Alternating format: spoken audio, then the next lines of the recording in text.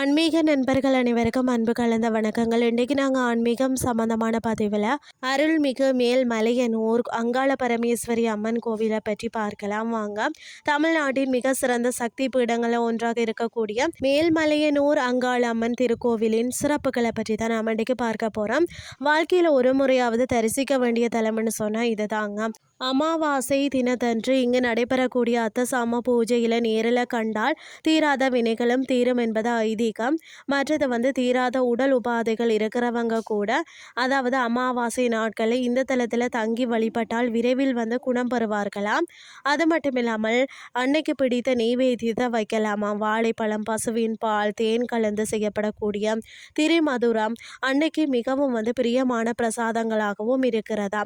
அது மட்டும் இல்லாமல் செம்பருத்தி பூ மாலை அணிவிச்சு 48 நாட்கள் தொடர்ந்து வேண்டிக் கொண்டாலே மழலை செல்வம் கிட்டும் என்பது பக்தர்களின் அசைக்க முடியாத நம்பிக்கையாகவும் இருக்கிறதா. காலை சர்ப்பதோஷம் இருக்கிறவங்க பார்த்தீங்கன்னா இந்த தலத்துக்கு புற்றுக்கு பால் ஊற்றி விளக்கேற்றினாலே தோஷங்கள் விலகுமா. அன்னை அருளால் குழந்தை பெற்றவர்கள் அக்குழந்தையின் எடைக்கு எடை நாணயங்களை துலாபாரமாக வழங்குகிறார்களா.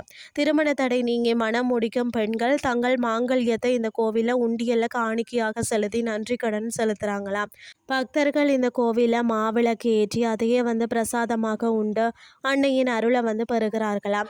அது மட்டும் இல்லாமல் மற்ற கோவில்களை போல் இல்லாமல் இங்கு கொடிமரம் கோவிலுக்கு வெளியே அமைந்திருக்கிறது ஒரு சிறப்பாகவும் இருக்கிறது. ஆடி அமாவாசை அன்று விடியற்காலை முதல் இரவு வரை அன்னை இடைவிடாது தரிசனம் தருகிறார்.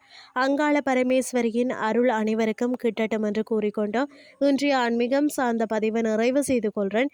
இதே மாதிரி மற்றொரு ஆன்மீகம் சார்ந்த பதிவோடு உங்களை சந்திக்கிறேன். நன்றி.